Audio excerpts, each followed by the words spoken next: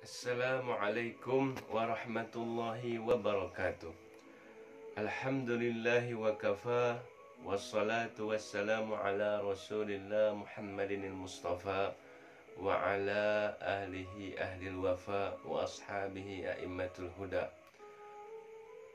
Amma ba'du, qala Allah subhanahu wa ta'ala fil Qur'anil Karim, Bismillahirrahmanirrahim, wa la yaghtab ba'dukum ba'da ayuhibbu ahadukum ay ya'kula lahma akhihi maitan fakarihtumuh wattaqullaha innallaha tawwabur rahim.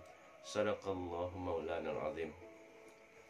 Lidah memang bentuknya kecil, tapi bahaya yang disebabkannya, dosa yang disebabkannya begitu besar nanti di hari kiamat. Karena berapa banyak wajah-wajah manusia yang dicampakkan oleh Allah Subhanahu wa ta'ala ke dalam neraka disebabkan oleh bahaya daripada lidahnya.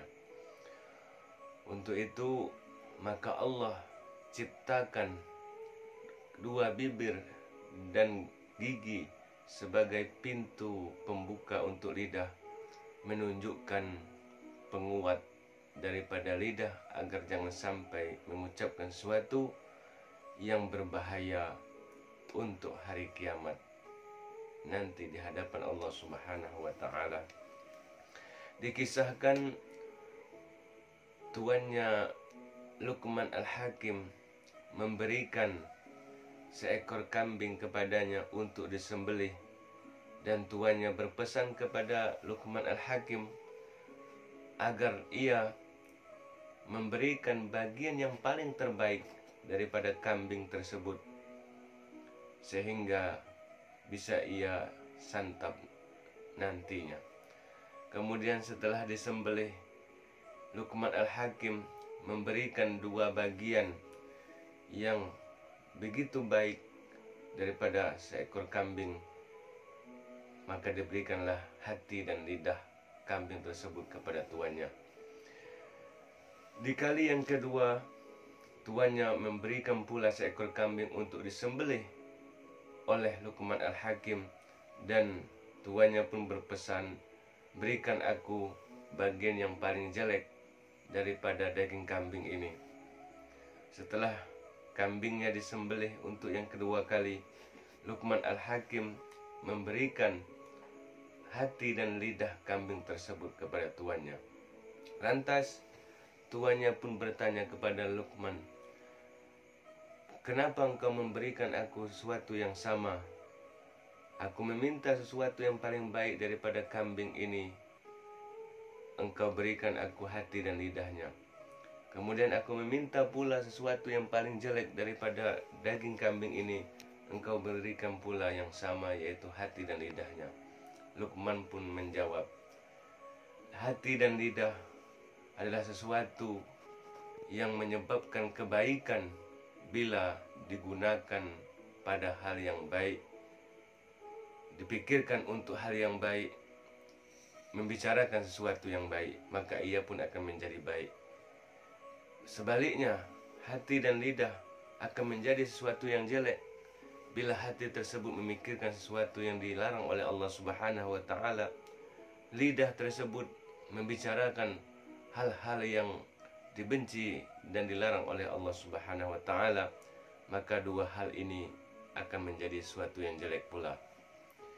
Maka dari itu, wahai ahbabil kiram, gunakanlah lidah dengan hal-hal yang diridhoi oleh Allah Subhanahu wa ta'ala, karena bahaya yang akan ditimbulkannya, dosa yang akan disebabkannya akan mencampakkan kita ke dalam nerakanya Allah Subhanahu wa ta'ala, wal'iyadzubillah. Maka pada suatu hari pernah Nabi Isa alaihi salam berserta para murid-murid kesayangannya Al-Hawariyun melewati seekor bangkai daripada anjing. Kemudian murid-murid Nabi Isa alaihi salam Al-Hawariyun ini berkata, alangkah baunya bangkai anjing ini. Kemudian Nabi Isa pun menjawab, alangkah putihnya gigi anjing ini. Ternyata Nabi Isa ingin mengajarkan kepada murid-muridnya bahwa jangan sampai mengotori lidah-lidah mereka dengan menggunjing seekor anjing atau mencela seekor anjing yang tidak ada dosanya sama sekali, yang juga merupakan ciptaan Allah Subhanahu wa taala, merupakan makhluk Allah Subhanahu wa taala. Maka untuk itu mestilah kita menjaga lidah. Jangan sampai sebab lidah ini kita terjerumus ke dalam nerakanya Allah Subhanahu wa taala. Lidah memang tak bertulang, tapi bisa menyakiti hati lebih tajam daripada pedang. Bahkan lidah yang bersih daripada menggunjing dan mencela, apabila membacakan ayat-ayat Allah, membacakan surah Fatihah, kemudian diberikan kepada orang yang sakit, maka akan mendapatkan kesembuhan.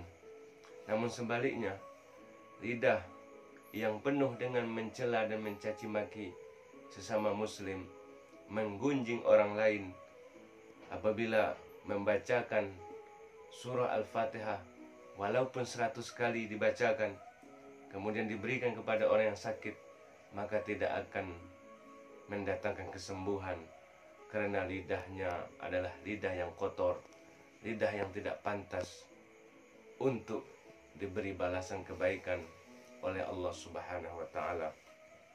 Maka untuk itu, janganlah kita saling menggunjing, mencaci satu sama lain. Apakah mau di antara kita memakan daging atau bangkai sesama saudara kita sama muslim? Fakarihtumu, tentunya kita tidak mau. Wattaqullah, dan takutlah kepada Allah. Bertakwalah kepada Allah Subhanahu wa taala selagi nyawamu masih dikandung oleh badan, selagi nyawamu masih di tenggorokan. Innallaha tawwabur rahim, karena Allah masih menerima taubatmu dan Allah menyayangimu. Mudah-mudahan Allah Subhanahu wa taala menggolongkan kita kepada orang-orang yang menjaga lidah kita dan orang-orang yang membersihkan lidah kita, hati kita, sehingga kita melangkah ke surganya Allah bersama Nabiuna Mustafa sallallahu alaihi wasallam. Amin ya rabbal alamin. Wabillahi taufiq hatta nafiq wa nalhaqul fariq. Wassalamualaikum warahmatullahi wabarakatuh.